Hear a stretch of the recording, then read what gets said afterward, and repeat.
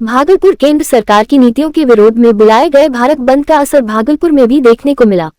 बुधवार को विभिन्न वामपंथी संगठनों के कार्यकर्ताओं ने समाहरणालय गेट पर प्रदर्शन कर केंद्र सरकार के खिलाफ जमकर नारेबाजी की। इस प्रदर्शन में एक्टू, सीटू सहित कई वाम दलों से जुड़े महिला एवं पुरुष कार्यकर्ता शामिल हुए।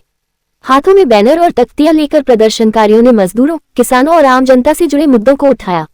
प्रदर्शनकारियों का कहना था कि केंद्र सरकार की नीतियां श्रमिक विरोधी हैं और इससे महंगाई व बेरोजगारी लगातार बढ़ रही है।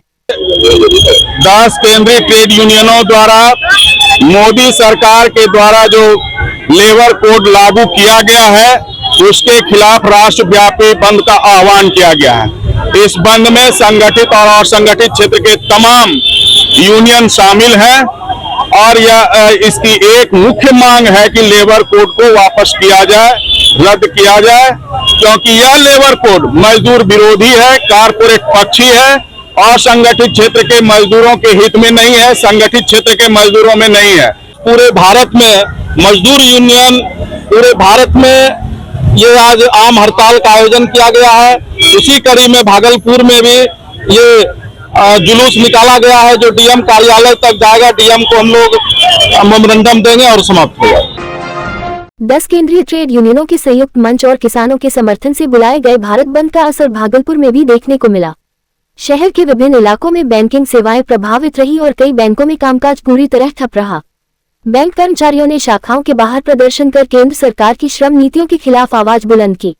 इस भारत बंद में INTUC, AITUC, HMS, CITU, AITUC, TUCC, सेवा कर्मियों की यूनियन, एआईसीसीटीयू, एलपीएफ और यूटीयूसी जैसी प्रमुख ट्रेड यूनियनें शामिल हैं। यूनियनों का कहना है कि पिछले साल लागू किए गए 4 नए श्रम कोड 29 पुराने श्रम कानूनों की जगह लेकर आए हैं, जिससे कर्मचारियों के अधिकार कमजोर हुए हैं। इन कानूनों से नौकरी की सुरक्षा घट गई है और नियोक्ताओं को कर्मचारियों को आसानी से नियुक्त या नौकरी से निकालने की छूट मिल गई है। भागलपुर में बैंक बंद रहने से आम उपभोक्ताओं को लेन देन में कठिनाइयों का सामना करना पड़ा। प्रदर्शन कर रहे कर्मचारियों ने सरकार से श्रम कोड वापस लेने, श्रमिकों के हितों की रक्षा करने और रोजगार सुरक्षा सुनिश्चित करने की मांग की। यूनियन नेताओं ने कहा कि यदि मांगें नहीं मानी गई तो आंदोलन को और तेज किया जाएगा। चंडीगढ़ में पढ़ाई के दौरान शुरू हुई दोस्ती कब प्यार में बदल गई, इसका अंदाजा दोनों को भी नहीं हुआ। बिहार के भागलपुर जिले के मथुरापुर निवासी कृष्णा और छपरा जिले की रहने वाली काजल की प्रेम कहानी चंडीगढ़ में ही शुरू हुई, जहां दोनों पढ़ाई कर रहे थे और इसी दौरान एक दूसरे के करीब आ गए। पढ़ाई के बीच कृष्णा ने पढ़ाई छोड़ दी और चंडीगढ़ में ही एक निजी कंपनी में काम करने लगा, लेकिन दोनों का रिश्ता और भी मजबूत होता चला गया। प्यार की मजबूती ऐसी रही कि काजल ने छपरा से ट्रेन पकड़कर चंडीगढ़ पहुंचने का फैसला किया और कृष्णा के साथ जिंदगी बिताने की ठान ली।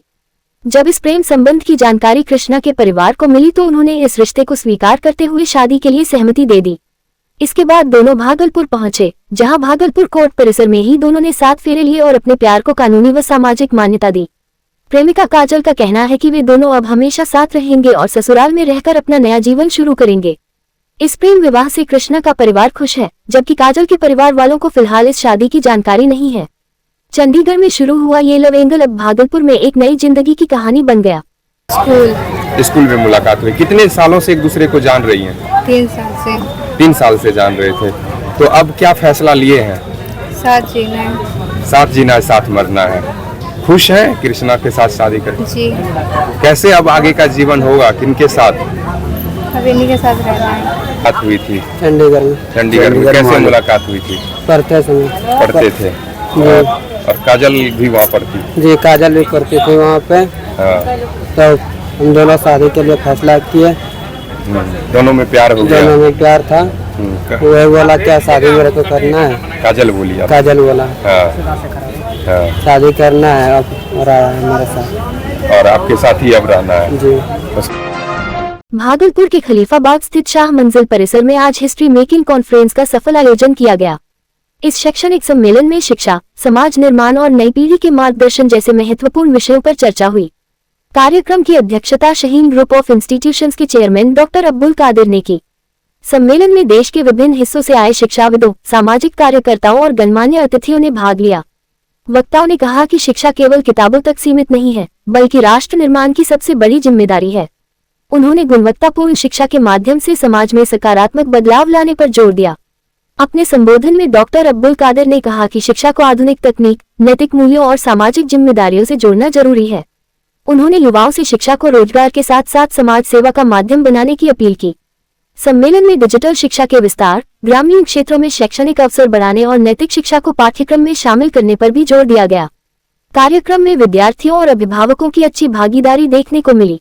कार्यक्रम के संरक्षक सैयद शाह फखरे आलम हसन मुजाहिरी ने अतिथियों का स्वागत करते हुए कहा कि ऐसे सम्मेलन समाज को नई दिशा देते हैं। ऐसे बच्चे जो स्कूल छोड़ दिए हैं, मदरसा छोड़ दिए हैं या स्कूल मदरसा कभी नहीं गए, उनको लेकर हम चाहते हैं कि बड़े मदरसे जो किसी वजह से कुछ गुंजाइश है उनके पास खाली है, वहां पर एक अलग से डिपार्टमेंट, एक शोबा बनाया जाए।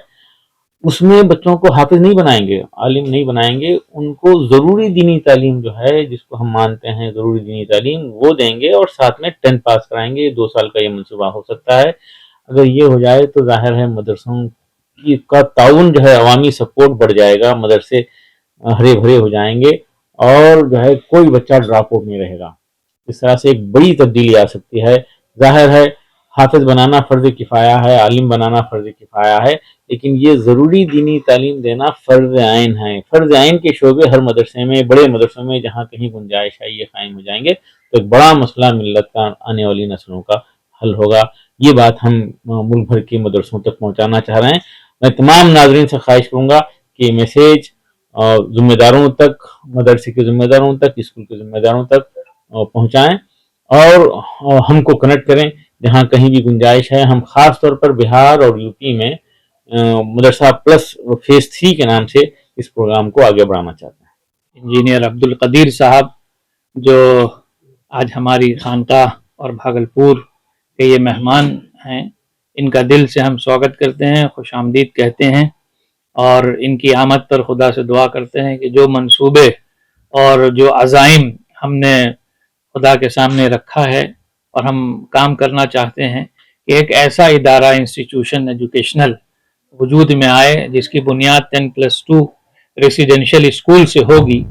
क्योंकि इल्म, एजुकेशन हर जगह आज मिल रही है, लेकिन जहाँ एक कमी देखी जा रही है कि लड़के पढ़ने के बाद आचरण में थोड़ा कमज़ोर रह जाते हैं, तो उनको शिक्षा के साथ साथ तरबियत हो, अच्छे आदर्श दिए जाएं, उनको एक ऐसा संस्कारी बना करके समाज में लाने की कोशिश हो कि वो अपने फील्ड में रहते हुए वो समाज सेवा का भी काम अंजाम दें और इसी के साथ साथ देश को जोड़ने के लिए वो अहम किरदार अदा करें।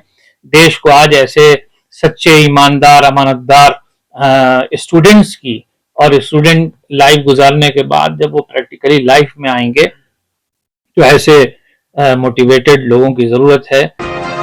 भागलपुर के शिवपुरी कैलाशपुरी स्थित बाबा बासुकीनाथ कॉलोनी के पास शीतला स्थान चौक से बाईपास जाने वाले प्रस्तावित ओवरब्रिज निर्माण को लेकर स्थानीय लोगों में आक्रोश बढ़ गया है। छत्रपति शिवा कैलाश बासुकी समाज सेवा समिति के बैनर तले 4 मोहल्लों के लोगों ने एकजुट होकर विरोध प्रदर्शन किया। प्रदर्शन कर रहे लोगों का कहना है कि उन्हें ओवरब्रिज निर्माण से कोई आपत्ति नहीं है, लेकिन जिस जमीन पर वे वर्षों से रह रहे हैं और व्यवसाय कर रहे हैं, उसे बिना सूचना और अनुमति के अधिग्रहित किया जा रहा है। लोगों का आरोप है कि प्रशासन की ओर से अब तक कोई आधिकारिक नोटिस या स्पष्ट जानकारी नहीं दी गई है। स्थानीय निवासियों का कहना है कि भूमि अधिग्रहण की जानकारी उन्हें अखबार में प्रकाशित खाता खेसरा विवरण से मिली, जिससे लोगों में डर और असमंजस की स्थिति बन गई है।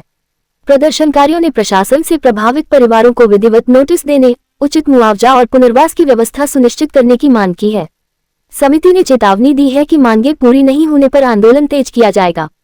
फिलहाल इस मामले में प्रशासन की ओर से कोई आधिकारिक बयान सामने नहीं आया है।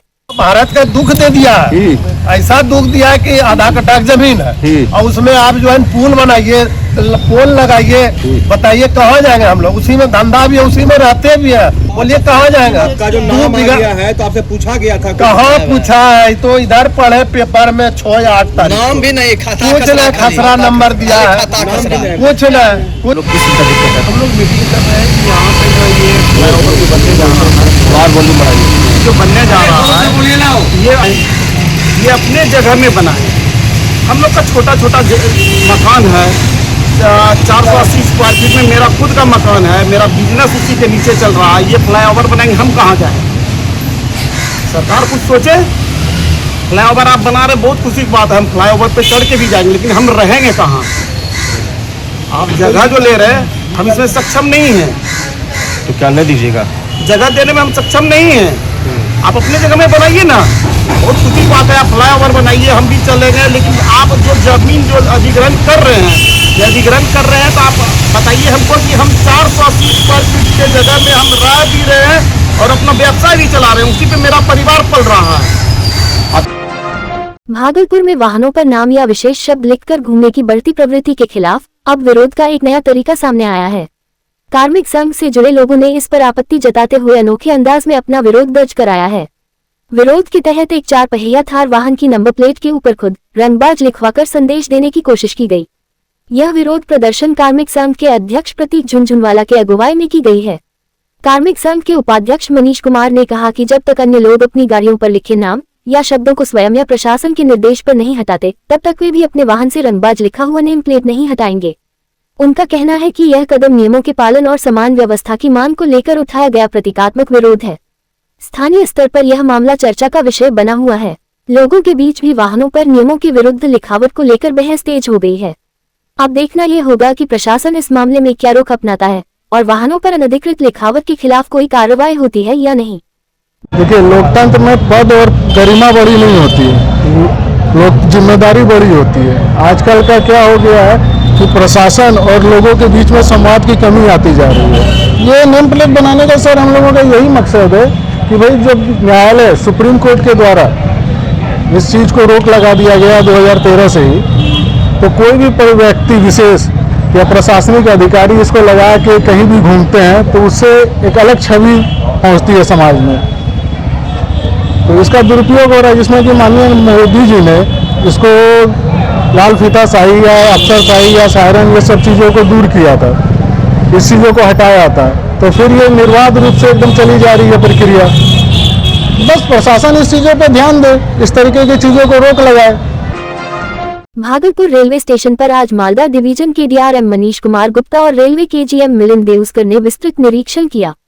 इस दौरान अधिकारियों ने रेलवे ट्रैक की स्थिति का जायजा लेते हुए प्रस्तावित डबल लाइन परियोजना की समीक्षा की।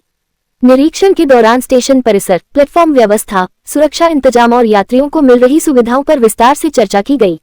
अधिकारियों ने निर्देश दिया कि डबल लाइन निर्माण कार्य को तय समय सीमा के भीतर गुणवत्तापूर्ण तरीके से पूरा किया जाए, जिससे ट्रेनों का संचालन सुचारू हो सके और यात्रियों को बेहतर सुविधा मिल सके। साथ ही ट्रैक पर भारी वाहनों के आर पार होने की संभावित घटनाओं पर विशेष निगरानी रखने के निर्देश दिए गए। अधिकारियों ने स्टेशन की साफ सफाई, पेयजल, प्रकाश व्यवस्था, शौचालय और सुरक्षा व्यवस्था की भी समीक्षा की। इस मौके पर भाजपा जिला अध्यक्ष संतोष कुमार शाह सहित रेलवे और प्रशासन के कई अधिकारी मौजूद रहे। अधिकारियों ने स्टेशन के विकास और यात्री सुविधाओं को बेहतर बनाने के लिए समन्वय के साथ कार्य करने की प्रतिबद्धता जताई। इंस्पेक्शन करना था और रामपुर हाट से दुमका, देवघर होते हुए, बांका होते हुए भागलपुर और गोड्डा का इंस्पेक्शन का प्लान है। तो ट्रैक का इंस्पेक्शन करना था और काफी जगह पे अनऑथराइज्ड हैवी व्हीकल का ट्रेसपासिंग हो रहा है, जो कि रेलवे की सुरक्षा के लिए ठीक नहीं है। तो उसके लिए भी जरा जागरूकता और क्या प्रयास करने हैं, हमें अपनी तरफ से कहाँ सर्वे बनाने हैं और लोगों को कहना है कि भाई 4 व्हीलर और हैवी व्हीकल का ट्रेसपासिंग करेंगे तो रेल के परिचालन में बाधा पहुंचेगी। क्या पाया सर निरीक्षण में? ट्रैक का तो काफी अच्छा है और कुछ निर्देश दिए गए हैं, तो ट्रैक को और अच्छा बनाएंगे।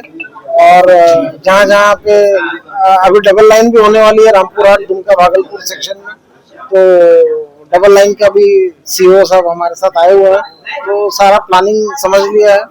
और अभी हम लोग IBH बना रहे हैं और ब्लॉक क्रॉसिंग स्टेशन भी बना रहे हैं, तो इससे जो सिंगल लाइन का जो आउटपुट है वो बढ़ेगा और ज्यादा ट्रेनें हम चला पाएंगे।